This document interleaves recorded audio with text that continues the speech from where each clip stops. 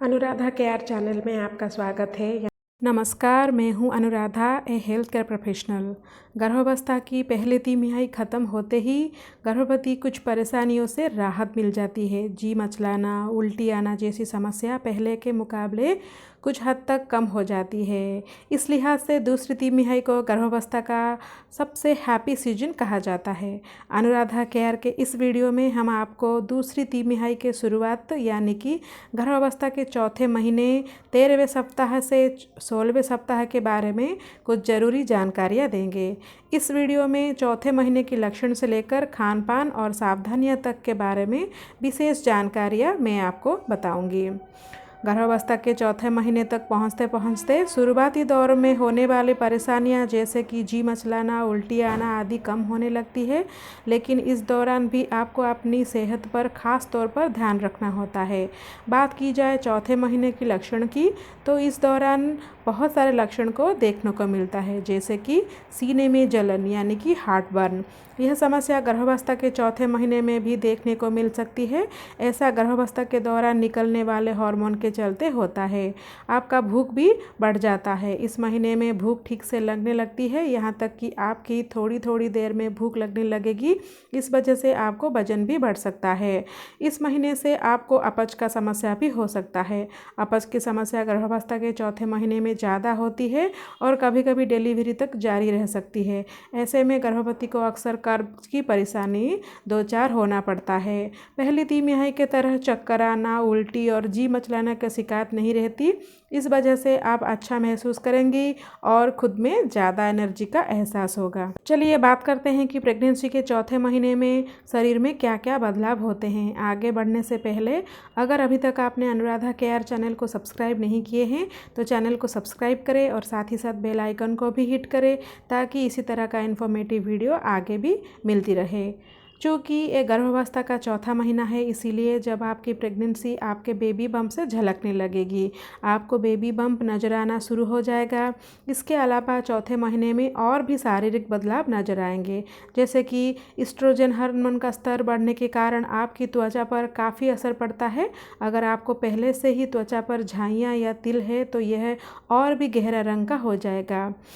Oestrogen hormone के कारण गर्भावस्था के चौथे महीने में नाक पर सूजन आ जाती है, जिस कारण नाक बंद भी हो सकती है और नाक में खून भी आ सकता है।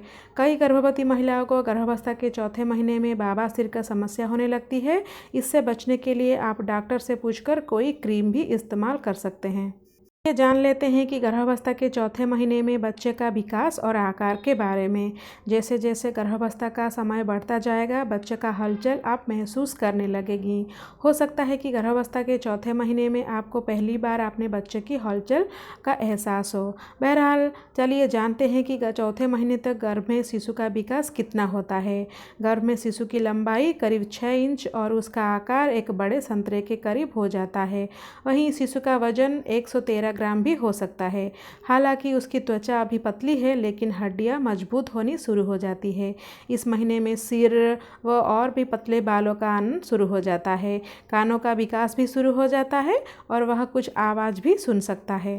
गर्भावस्था के चौथे महीने में आपको फाइबर युक्त भोजन जैसे कि साबुत अनाज, ओट्स, हरी पत्तेदार सब्जियां आदि अपने खान पान में शामिल करना चाहिए। शिशु को किसी तरह का दिमागी खतरा या समय पूर्व डिलीवरी का खतरा ना हो, इसके लिए उचित मात्रा में फैटी एसिड का सेवन करें, जैसे कि गाय का दूध, मूंगफली, अंडे, मछली, स्ट्रॉबेरी व रसभरी आदि में यह प्रचुर मात्रा में मिलता है। इसके अलावा इस दौरान आपको और आपके शिशु को भरपूर मात्रा में कैल्शियम की ज़रूरत होता है। इसके लिए डेयरी उत्पाद जैसे कि दूध, दही, पनीर आदि का भी सेवन करें। प्रोटीन युक्त आहार भी आपको लेना चाहिए। दालें, चना, राजमा व सोयाबीन को प्रोटीन का अच्छा मात्रा माना जाता है। अगर आपको रुचि हो तो इस दौरान आपको खान पान भी मीट भी शामिल कर सकती हैं। ध्यान रहे कि आप जो भी मीट खाएं वो अच्छी तरह से पके हुए हो। इसके अलावा आपको ताज़े फलों में भरपूर मात्रा में विटामिन और खनिज मिल सकते हैं, जो गर्भावस्था के लिए ज़रूरी होता है।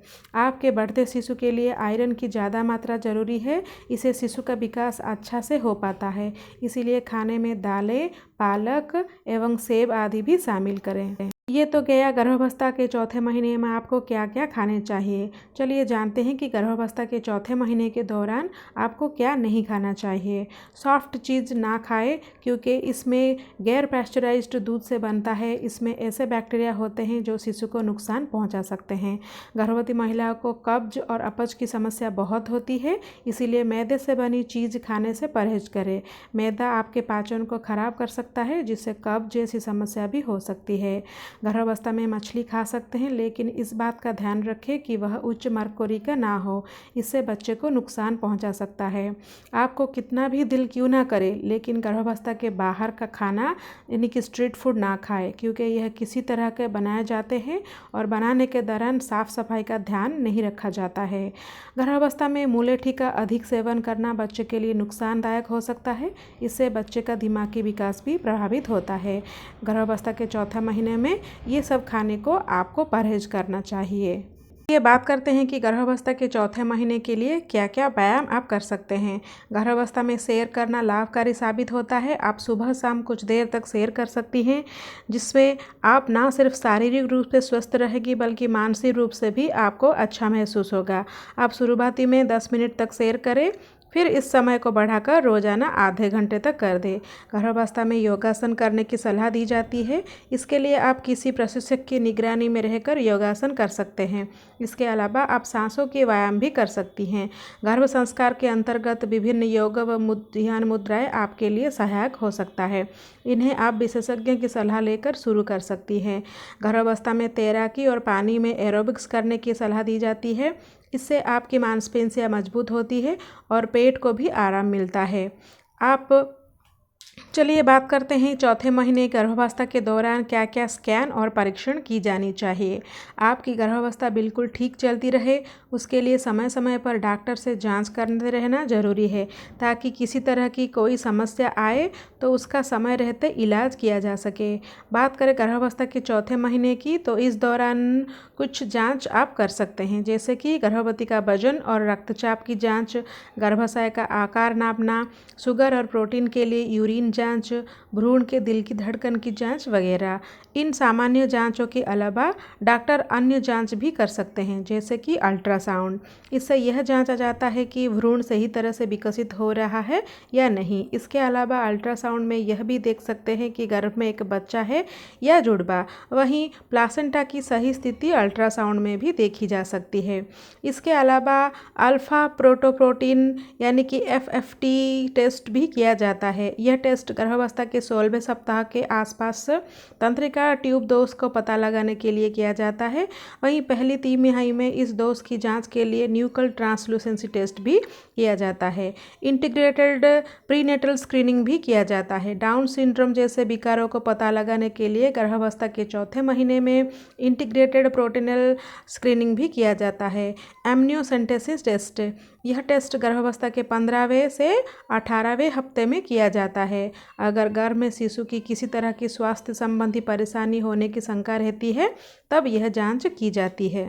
आइए बात करते हैं कि गर्भावस्था के चौथे महीने के दौरान क्या क्या सावधानी आपको बरतनी चाहिए। गर्भावस्था के चौथे महीने से आपका और सावधानियां बरतने की ज़रूरत होगी, खास तौर पर घर के काम करने के दौरान। यहाँ मैं आपको बता रहा हूँ कि गर्भावस्था के चौथे महीने में आपको क्या करना चाहिए और क्या नहीं करना चाहिए। आप कितना भी खा रही हैं और उससे आपको कितना वजन बढ़ रहा है, इस बात का ध्यान रखें। इस बात को भूल जाएं कि गर्भावस्था में 2 के बराबर खाना चाहिए। ऐसे करने से आपका वजन बढ़ेगा, जो डिलीवरी के दौरान कठिनाई पैदा कर सकती है। जो भी खाए बस हेल्दी खाए। सोते समय बाईं करवट लेकर सोए, इससे रक्त प्रवाह ठीक रहता है और गर्भ में शिशु का विकास अच्छे से हो पाता है। आप अपनी सुविधा के लिए दोनों पैर के बीच तकिया भी लगा सकती है। गर्भावस्था के चौथे महीने के दौरान नाक से खून आना व कान बंद हो जाना जैसी समस्या हो सकती है। इसके लिए आप अपने साथ टिश्यू पेपर रखें और ज़रूरत पड़ने पर इस्तेमाल करें। जल्द ही आपके कपड़े अब तंग होने शुरू हो जाएंगे। अब आप ढीले ढाले सूती कपड़े ही पहने। चूँकि गर्भ में शिशु का विकास तेज़ी से हो रहा है, इसीलिए आप जितना हो सके आराम करें। इस दौरान आप खूब पानी पिए और ख़ुद को हाइड्रेट रखें। कोशिश करें दिन में 8 से 10 गिलास पानी ज़रूर पिए। इसके अलावा फाइबर युक्त भोजन भी खाएं। ऐसा करने पर गर्भ में पल रहे शिशु पर दबाव पड़ सकता है। इसके अलावा भारी सामान भी उठाने से बचें। पेट के बल बिल्कुल भी ना सोएं। बहुत सारे महिलाएं ये पूछते हैं कि दूसरे तिमाही में गर्भपात का आशंका होता है या फिर नहीं। पहले तिमाही में गर्भपात होना आम है, लेकिन दूसरी तिमाही में आशंका कम होती है। दूसरी तिमाही में गर्भपात कई कारणों से हो सकता है, जैसे शराब पीना, धूम्रपान करना या कोई शारीरिक समस्या होना। इसीलिए ऐसी खाने की चीज़ से दूर रहना चाहिए जिसको शिशु को खतरा हो सके। और एक सवाल जो आमतौर पर महिला पूछते हैं वो है कि चौथे महीने के दौरान यौन संबंध बनाना सुरक्षित है या नहीं। हाँ, अगर शुरुआती महीनों में आपको किसी तरह की समस्या नहीं है तो चौथे महीने में यौन संबंध बनाना सुरक्षित माना जाता है। लेकिन इस दौरान पोजीशन पर ध्यान देना चाहिए, क्योंकि इस महीने तक आपका पेट थोड़ा बढ़ने लगता है। इसीलिए कोशिश करें कि शारीरिक संबंध बनाने समय आप ऑन टॉप पोजीशन पर अपनाएं, क्योंकि चौथे महीने दूसरे तिमाही की शुरुआती होती है। ऐसे में कई महिलाओं को इस दौरान क्या करना चाहिए, क्या नहीं करना चाहिए की जानकारी नहीं होती है। मैं उम्मीद करती हूँ कि ये वीडियो आपको जानकारी के काम आएगी। ऐसे ही और जानकारी के लिए अनुराधा केयर चैनल को सब्सक्राइब करें। साथ ही साथ ये वीडियो अगर आपको अच्छा लगे तो लाइक कीजिए और दूसरों के साथ भी शेयर करें। और एक नए इन्फॉर्मेटिव वीडियो के साथ फिर मिलती हूँ। तब तक के लिए stay healthy and stay happy.